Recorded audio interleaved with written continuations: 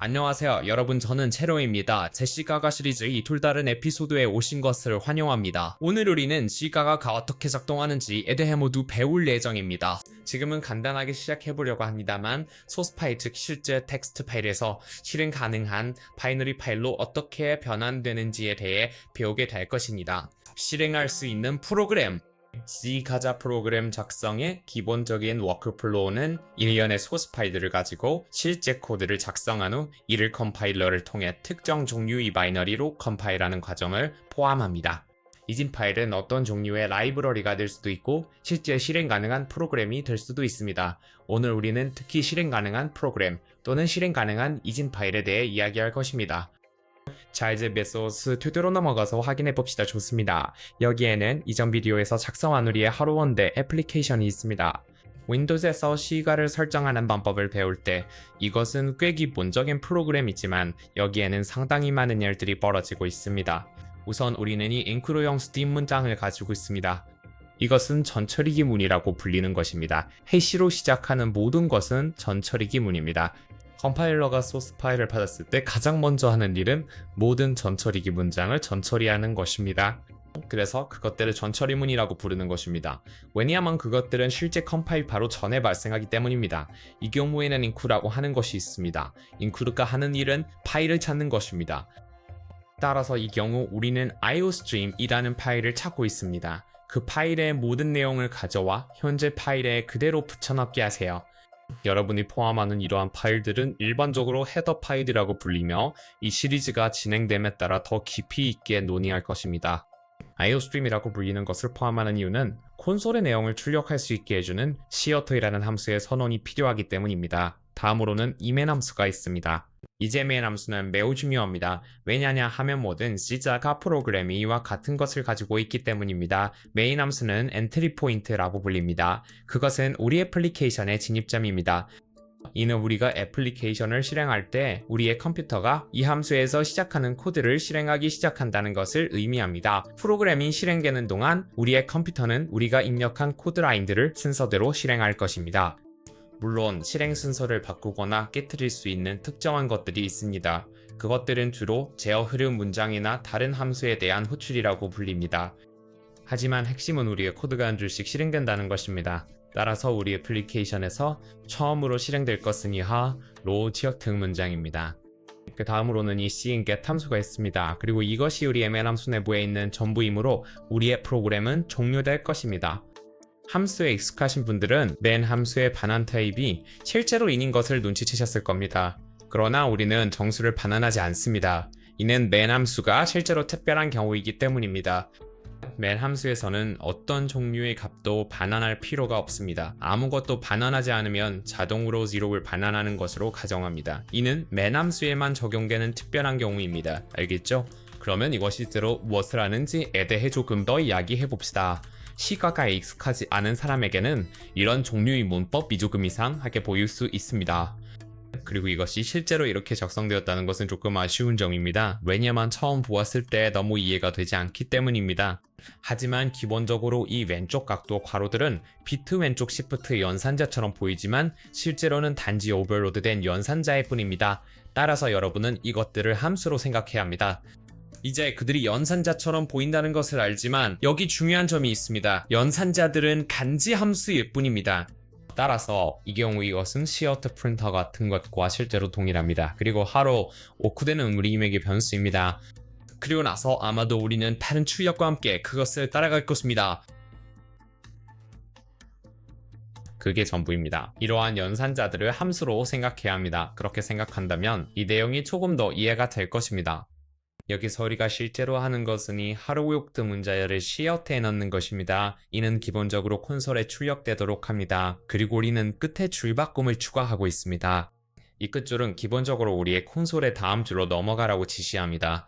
우리의 경우 cn get 함수는 기본적으로 우리가 엔터를 누를 때까지 기다린 후 다음 코드 줄로 넘어가는데 이 경우 아무것도 하지 않습니다. 기본적으로 제가 말하고자 하는 것은 이 함수는 우리가 엔터를 누를 때까지 기다리기 때문에 프로그램의 실행이 이 줄에서 일시 정지될 것이라는 점입니다. 그리고 나서 다음 줄로 넘어가면 아무것도 없는데 이는 실제로 우리가 지로를 반환했다는 것을 의미하며 우리의 프로그램이 성공적으로 실행되었다는 뜻입니다. 그게 전부입니다. 그것이 우리의 전체 프로그램입니다. 좋습니다. 그래서 그것이 우리의 소스 파일입니다. CPP라는 소스 파일이 실제로 있습니다. 이 텍스트에서 실제 실행 가능한 바이너리 파일로 어떻게 변환할까요? 기본적으로 우리는 몇 가지 단계를 거칩니다. 먼저 이엔코딩 스트림이 있습니다. 이것은 전처리 기문이라고 불리는 것입니다. 이 전처리 구문은 파일을 컴파일하기 전에 평가됩니다. 이 경우 이 스트림 파일의 모든 내용을 이 파일에 포함시키는 역할을 합니다. 그리고 말 그대로 그것은 단순히 그 파일을 이 파일에 복사하고 붙여넣기만 합니다. 다시 한번 말씀드리지만 앞으로 헤더 파일에 대해 더 깊이 있게 다룰 예정이니 지금 이해가 잘 되지 않는다고 너무 걱정하지 않으셔도 됩니다. 지금 당장 알아야 할 것은 cout과 cin 함수를 사용하기 위해 이 파일을 포함시킨다는 것입니다. 전처리 기문이 평가되면 우리의 파일은 컴파일됩니다. 이 단계에서 우리의 컴파일러는 모든 C 차자 코드를 실제 기계 코드로 변환합니다. 이 과정이 실제로 어떻게 이루어지는지를 결정하는 몇 가지 중요한 설정이 있습니다. 이에 대해 간략히 살펴보겠습니다. 웨이소 스튜디오에서는 여기 위에 있는 두 개의 중요한 드롭다운 메뉴가 있습니다. 하나는 솔루션 구성이라고 하고 다른 하나는 솔루션 플랫폼이라고 합니다. 기본적으로 이는 아마도 디버그로 설정되어 있을 것이며 그 다음에는 x86 또는 win32 중 하나로 설정되어 있을 것입니다. 사실 이 둘은 동일합니다. 디버그 드롭다운을 열면 디버그 와일리스트 가지 옵션이 붙집니다. 이 두 옵션은 메소스 스튜디오에서 새 프로젝트를 생성할 때 기본으로 제공되는 설정입니다. 그리고 솔루션 플랫폼 아래에서 x64와 x86 두 가지 옵션이 보일 것입니다. 다시 말하지만 이들은 단지 기본 값일 뿐입니다. 구성은 간단히 프로젝트 빌드에 적용되는 규칙들의 집합입니다. 솔루션 플랫폼은 현재 컴파일을 통해 타겟팅하고 있는 플랫폼을 의미합니다. 그렇다면 x86 윈도우 32비트를 타겟으로 한다는 것은 우리가 윈도우용 32비트 애플리케이션을 생성할 것임을 의미하는 좋은 예가 될 것입니다. 더 복잡한 프로젝트의 경우 여러분은 다양한 플랫폼을 타겟팅할 수 있으며 그 드롭다운 메뉴에서 안드로이드를 플랫폼으로 선택할 수 있습니다. 그리고 만약 안드로이드에서 필드 배포 디버그를 하고 싶다면 플랫폼을 안드로이드로 변경하면 됩니다. 그리고 솔루션 구성은 해당 플랫폼에 대한 컴파일을 정의하는 규칙들의 집합입니다. 그러면 우리가 변경할 수 있는 몇 가지 규칙들을 살펴보겠습니다. 우리 프로젝트에서 마우스 오른쪽 버튼을 클릭하고 속성을 선택합시다. 여기서 우리는 메소스 스튜디오의 속성 페이지를 볼 수 있습니다. 이것들은 특정 구성과 플랫폼을 빌드하는 데 사용되는 규칙을 정해야 합니다. 가장 먼저 주목해야 할 것은 이 구성 및 플랫폼 영역입니다. 수정하려는 구성과 플랫폼이 실제로 원하는 것으로 설정되어 있는지 확인하세요. 어떤 이유로든 때로는 릴리스로 설정되어 있을 수 있습니다. 그러나 분명히 디버그 모드로 빌드 중이시라면 현재 구성에는 이러한 변경사항들이 적용되지 않을 것입니다.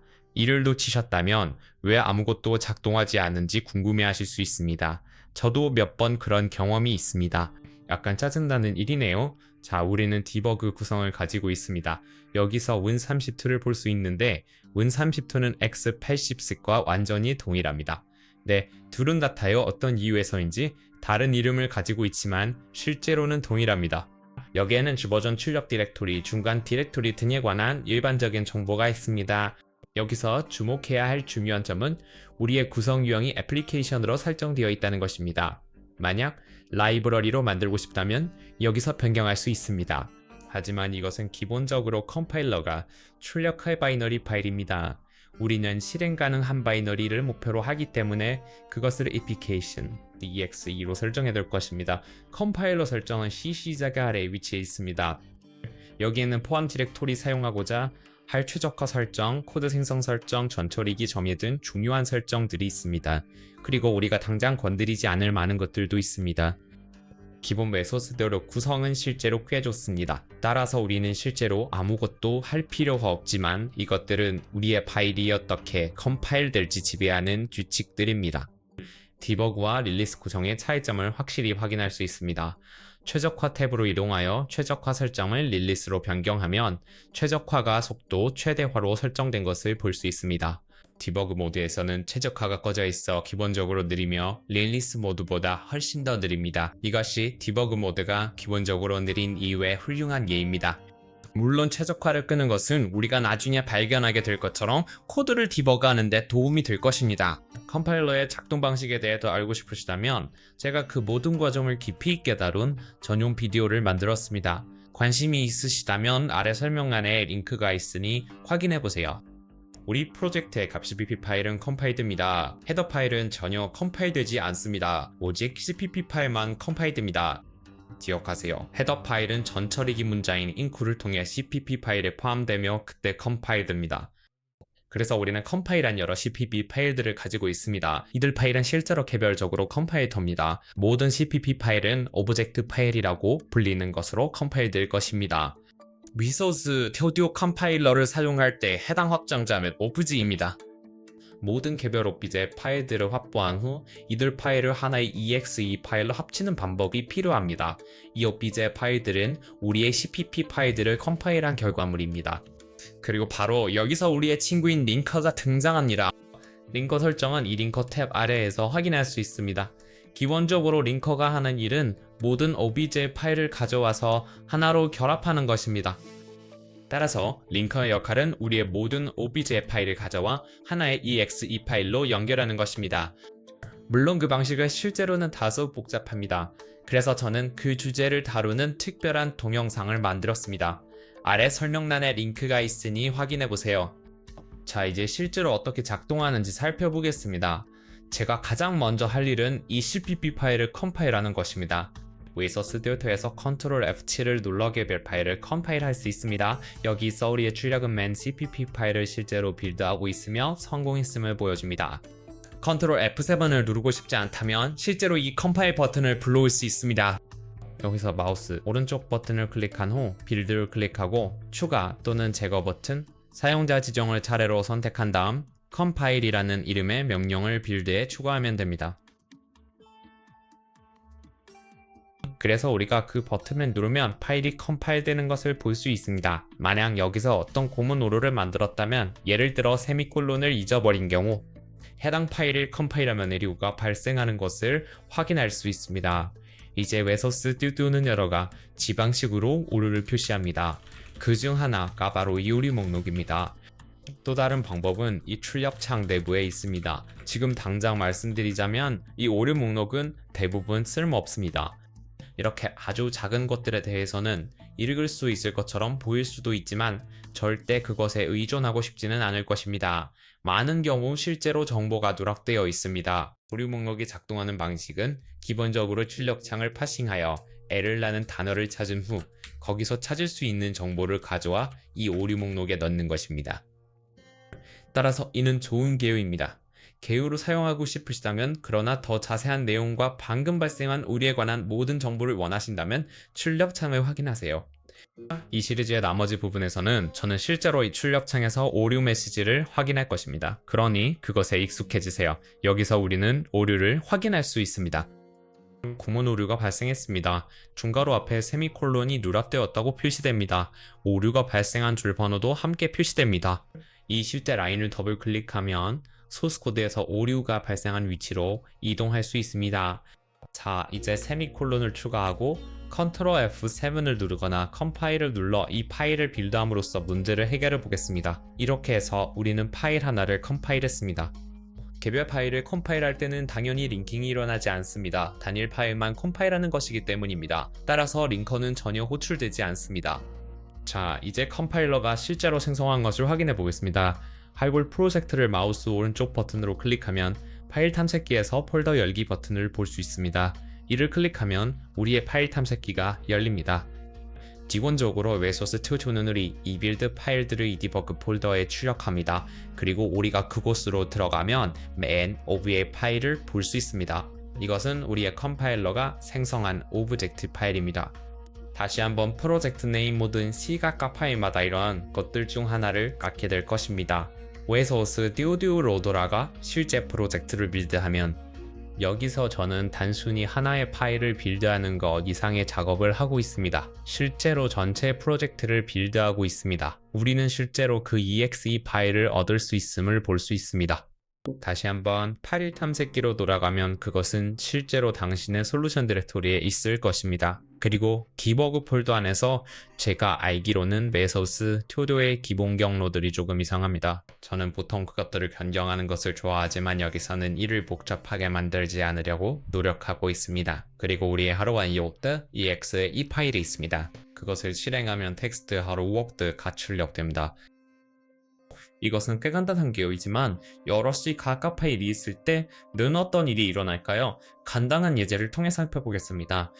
그럼 여기서 우리가 콘솔에 출력하는 하로우드를 가지고 있다고 가정해 봅시다. 하지만 저는 시어트 함수를 사용하고 싶지 않습니다. 제 자신이 로깅 함수를 사용하고 싶습니다. 그리고 아마도 그것이 시어트 함수를 감쌀 것입니다.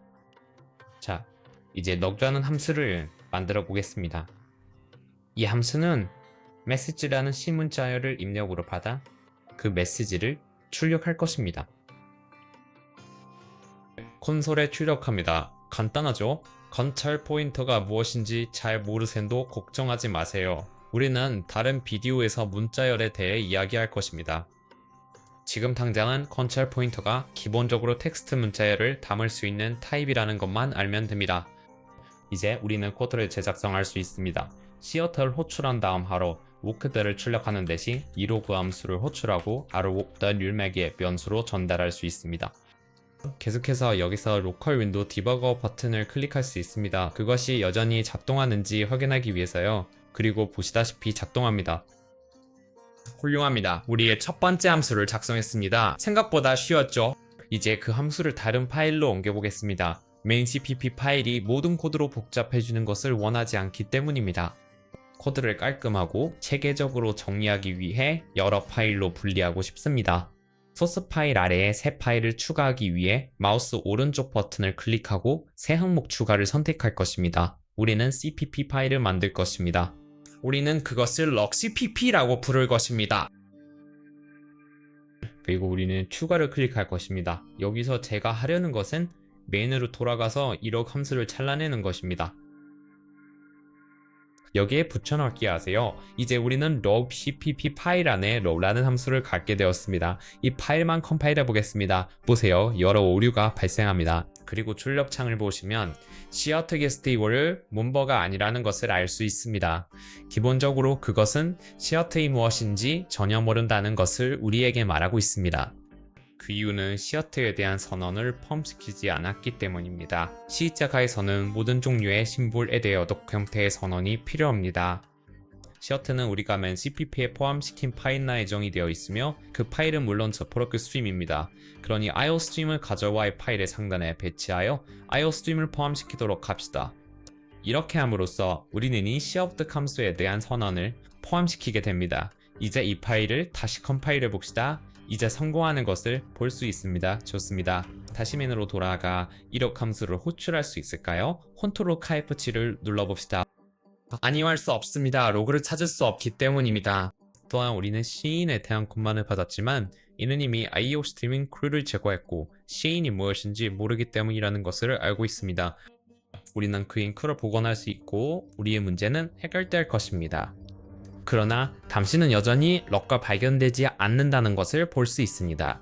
그래서 여기서 무슨 일이 일어나고 있는 걸까요? 우리는 한 파일에서 다른 파일로 함수를 이동시켰으며 현재 각 파일을 별도로 컴파일하고 있습니다. 따라서 이 main.cpp 파일은 어딘가에 럭라는 함수가 있다는 것을 알지 못합니다. 그리고 럭가 무엇인지 인식하지 못하기 때문에 컴파일 오류를 발생시킵니다. 이 문제는 선언 체크역세이안이라는 것을 제공함으로써 해결할 수 있습니다. 선언은 말 그대로 무언가가 존재한다고 알리는 것입니다. 우리는 러그라는 것이 존재한다고 선언하고 있습니다. 자, 이것은 거의 약속과 같습니다. 왜냐면 우리는 그냥 hey 컴파일러 러그라는 함수가 있어라고 말할 수 있기 때문입니다. 그러나 컴파일러는 그냥 우리를 믿을 것입니다. 그리고 그것이 컴파일러의 훌륭한 점입니다. 컴파일러는 로그 함수가 실제로 어디에 정의되어 있는지 해결하는 것에 대해 신경 쓰지 않기 때문에 오 그래 좋아 나는 너를 완전히 믿어 라고 할 것입니다. 여기에는 두 가지 다른 용어가 있습니다. 선언 declarations, 과정의 definitions. 선언은 단순히 이 심볼이나 함수가 존재한다고 알리는 문장입니다. 그리고 정의라는 함수가 무엇인지 이 함수의 본문이 무엇인지를 말해주는 것입니다. 자, 이제 우리의 로그 함수를 위한 선언을 작성해 보겠습니다. 선언은 실제 정의와 매우 유사하게 보입니다. 이것은 정의라고 불립니다. 왜냐면 우리는 럭라는 이름으로 선언만 한 것이 아니라 럭라는 함수의 이름으로 선언하고 이 함수가 호출될 때 실행될 코드를 포함하는 본문도 제공했기 때문입니다.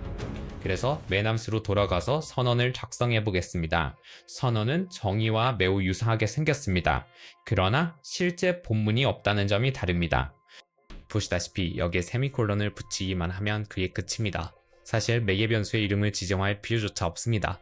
왜냐면 그것은 중요하지 않기 때문입니다. 그냥 그렇게 작성할 수 있습니다. 그러나 경험상 나는 이름을 지정하는 것이 더 이해하기 쉽기 때문에 그것을 선호합니다. 이제 이 파일을 컴파일해 보겠습니다. 보세요. 컴파일러가 완전히 그것을 받아들였습니다. 이 시점에서 여러분은 아마도 이런 궁금증을 가질 수 있습니다. 잠깐만요. 우리가 지금 이 하나의 파일만 컴파일하고 있는데 컴파일러는 어떻게 다른 파일에 럭 함수가 있다는 것을 알 수 있을까요? 그리고 대답은 그것이 그렇지 않다는 것입니다. 그것은 단순히 우리를 믿습니다. 그러면 당신의 두 번째 질문은 그것이 실제로 어떻게 올바른 코드를 실행하는가 여야 합니다. 링커가 필요한 순간이 바로 여기입니다. 우리 프로젝트 전체를 빌드할 때 단지 이 하나의 파일이 아니라 실제로 마우스 오른쪽 버튼을 클릭하고 빌드를 선택하면 우리의 파일들이 컴파일된 후 링커가 실제로 그 로그 함수의 정의를 찾아내고 여기 맨 cpp에서 우리가 호출하는 로그 함수와 연결할 것입니다. 만약 정의를 찾을 수 없다면 그것은 링커 오류가 발생할 때입니다. 이제 링커 오류는 매우 무섭게 보이는 것이며 많은 사람들이 겁을 먹습니다. 자, 그럼 예시를 살펴보겠습니다. 지금 제 프로그램을 실행하면 여전히 안녕 세상이라는 텍스트가 출력되고 모든 것이 성공적으로 실행되는 것을 볼 수 있습니다. 그러나 이 부분을 제거하거나 적어도 약간 변경해 보겠습니다. 예를 들어 이를 로거로 변경하고 파일을 저장한 후 여기로 돌아와 manCpp로 이동합니다.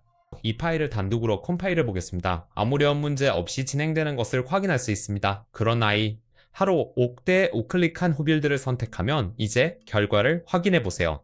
우리는 꽤 무섭게 보이는 오류 메시지를 받게 되는데 이는 불행히도 우리의 출력창에서도 무섭게 보입니다. 이것이 보기에 무섭게 보이는 이유는 함수의 서명에 대한 추가 정보를 포함하고 있기 때문입니다. 예를 들어 여기에는 호출 규합뿐만 아니라 실제 아이디도 포함되어 있습니다. 하지만 기본적으로 이것이 여러분에게 말하고 있는 것은 여러분이 이 반환값과 이러한 매개 변수를 가진 log라는 해결되지 않은 외부 신보를 가지고 있다는 것입니다. 그리고 여러분이 맨 함수 내에서 이 함수를 참조하고 있습니다. Result extra 심볼은 링커가 심볼을 해결할 수 없었다는 것을 의미합니다. 기억하세요. 링커의 역할은 심볼을 해결하는 것입니다. 함수를 연결해야 하는데 실제로 정의된 본문이 있는 log라는 함수가 없기 때문에 로그를 연결할 대상을 찾을 수 없었습니다. 그래서 우리가 이것을 고칠 수 있는 방법은 우리의 함수를 고치는 것입니다. 우리는 이 로그 함수에 대한 정의를 제공해야 합니다. 다시 말해 우리는 이 로그 함수에 대한 본문을 제공해야 합니다. 이 파일 내에 있을 필요는 없으며 맨 내부에 있을 수도 있지만 어딘가에는 존재해야 합니다. 이것을 컴파일하면 아무런 에러가 발생하지 않는 것을 볼 수 있습니다. 파일 탐색기로 돌아가 중간 폴더 내부를 살펴보면 두 개의 obj 파일이 있음을 확인할 수 있습니다. 이는 컴파일러가 각 cpp 파일에 대해 객체 파일을 생성하기 때문입니다. 링커는 이들 오브젝트 파일들을 가져와서 실행 가능한 exe 파일로 조합하게 됩니다. 그래서 우리의 사랑스러운 예제에서 우리는 로그 정의를 ob 파일 안에 가지고 있고 우리의 맨 함수는 manOb 파일 안에 있습니다. 그래서 링커는 기본적으로 로그의 그 로그의 정의를 가져와서 공통 바이너리에 넣을 것입니다. 이것이 우리의 하루 때 exe 파일이며 맨 걸어 모드에 대한 정의를 포함하고 있습니다. 그리고 이것이 CG에 가히 자동하는 방식에 대한 기본적인 개요입니다. 다시 한번 강조하건대 컴파일과 링킹이 어떻게 작동하는지에 대한 깊이 있는 비디오를 꼭 확인해 보시기를 권장합니다. 왜냐하면 그 비디오들은 이 비디오보다 훨씬 더 많은 정보를 제공할 것이기 때문입니다. 이 비디오는 소스 파일에서 실제 바이너리로 가는 파이프라인의 개요를 보여주기 위해 제작되었습니다. 항상 그렇듯 트위터와 인스타그램에서 저를 팔로우하는 것을 잊지 마세요. 이 비디오가 마음에 들었고 더 많은 콘텐츠를 원하신다면 수대에서 저를 후원해주세요. 다음 시간에 뵙겠습니다. 안녕히 계세요.